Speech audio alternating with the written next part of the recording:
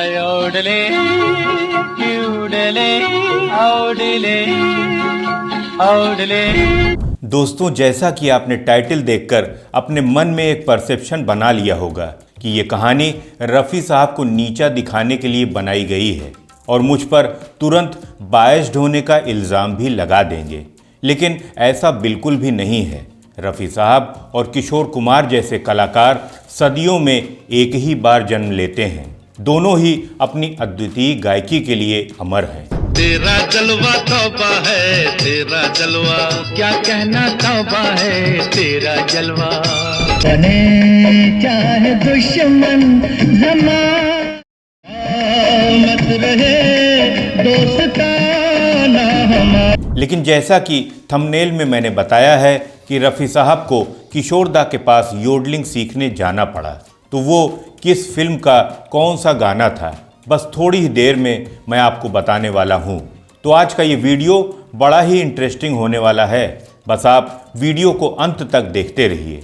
नमस्कार, मैं हूँ आपका होस्ट और दोस्त संतोष और आप देख रहे हैं मूवी म्यूजिक मी। तो चलिए शुरू करते हैं आज के इस इंटरेस्टिंग एपिसोड को। हिंदी फिल्म इंडस्ट्री में योडलिंग को इंट्रोड्यूस करने का श्रेय किशोर कुमार को जाता है। 1950 में रिलीज हुई फिल्म मुकद्दर में पहली बार उन्होंने इस कला का प्रदर्शन किया था। इस फिल्म के संगीतकार खेमचंद प्रकाश जी थे, जिन्होंने किशोर दा के जरिए बॉलीवुड को उसका पहला योडलिंग गाना दिया था। इस गीत के बोल थे 1 2 3 4 बागों में आई है बहार। इस गाने में आशा भोसले जी ने शुरुआत की। 1 2 3 4 बागों में आई है बहार करके सिंगार, और किशोर दा ने अपना हिस्सा योडलिंग से सजाया। आयोडले क्यूडले आउडले। एक वीडियो में मैंने पहले भी किशोर दा की योडलिंग के बारे में बताया था, उसका लिंक मैंने डिस्क्रिप्शन में दे दिया है, आप चाहें तो उस वीडियो को भी देख सकते हैं। हालांकि योडलिंग की शुरुआत को लेकर कुछ विवाद रहे हैं। मेरे उस वीडियो में कुछ दर्शकों का दावा था कि किशोर दा ने नहीं बल्कि रफ़ी साहब ने 1949 में आई फिल्म आगरा रोड में पहली बार योडलिंग का प्रयोग किया था। उनसे रिपी हो गई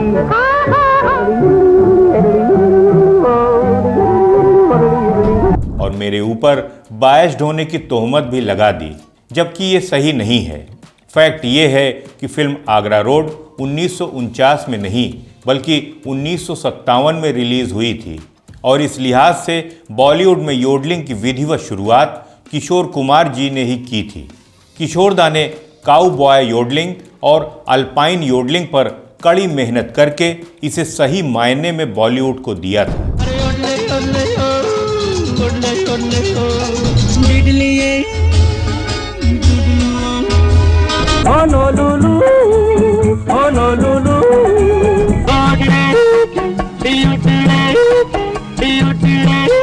मस्ती के नजारे हैं। किशोर दा और रफ़ी साहब न केवल महान गायक थे बल्कि एक दूसरे के अच्छे दोस्त भी थे। दोनों समय समय पर एक दूसरे की मदद भी करते रहते थे।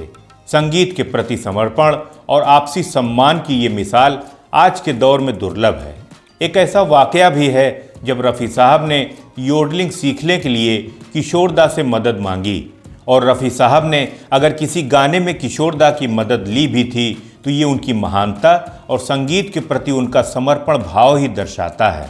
ये रफ़ी साहब की महानता ही थी कि योडलिंग में परफेक्शन के लिए उन्होंने किशोर दा की मदद ली थी।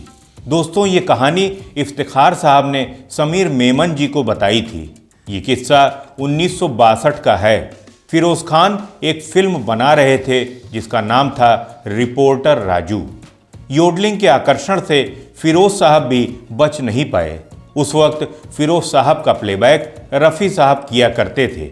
इसी फिल्म के एक गाने के लिए फिरोज़ साहब रफ़ी साहब से योडलिंग करवाना चाहते थे, लेकिन रफ़ी साहब ने कहा कि योडलिंग के असली विशेषज्ञ किशोर कुमार जी हैं और फिरोज़ साहब को उन्हीं से गाना गवाना चाहिए। लेकिन फिरोज़ खान इस बात पर अड़े थे कि उनका गाना सिर्फ रफ़ी साहब ही गाएंगे।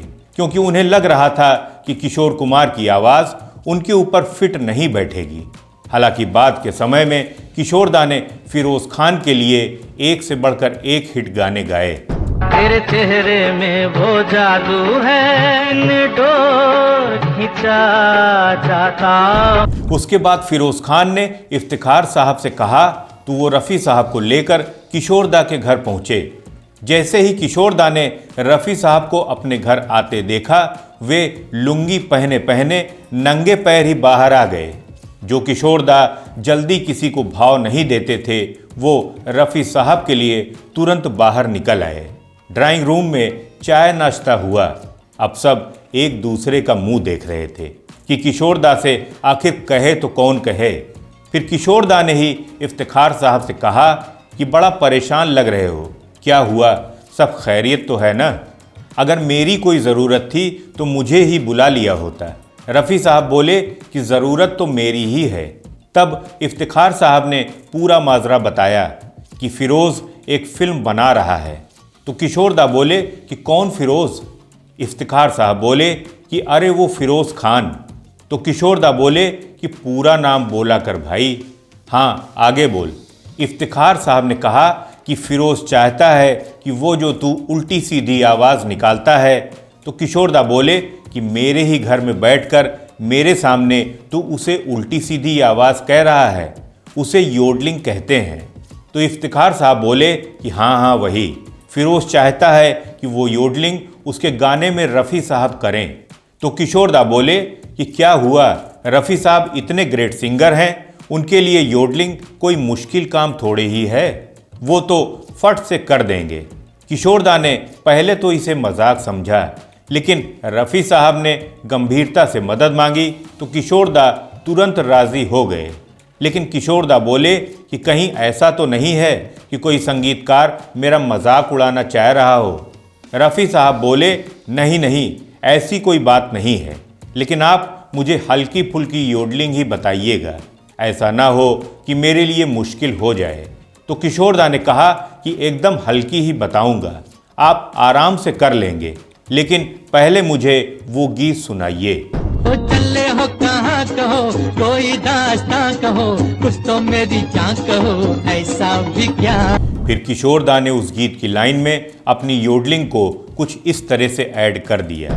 योडले योडले योडले ले ले।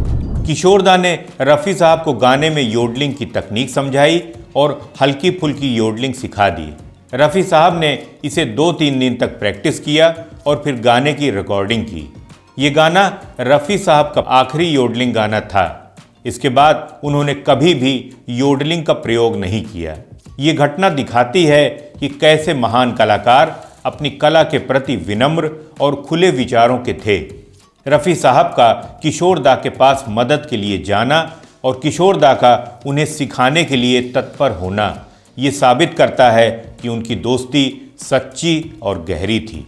दोस्तों, ये कहानी हमें ये सिखाती है कि जब आप अपने काम में विश्वास रखते हैं तो आप असंभव को भी संभव बना सकते हैं।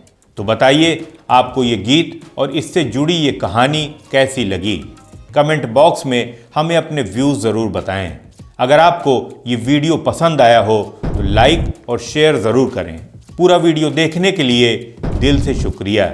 मैंने इंस्टाग्राम पर भी मूवी म्यूज़िक मी के नाम से एक अकाउंट बनाया है, वहाँ पर भी आप मुझसे बातें कर सकते हैं। तो मिलते हैं अगले एपिसोड में किसी और नई कहानी के साथ। तब तक के लिए नमस्कार।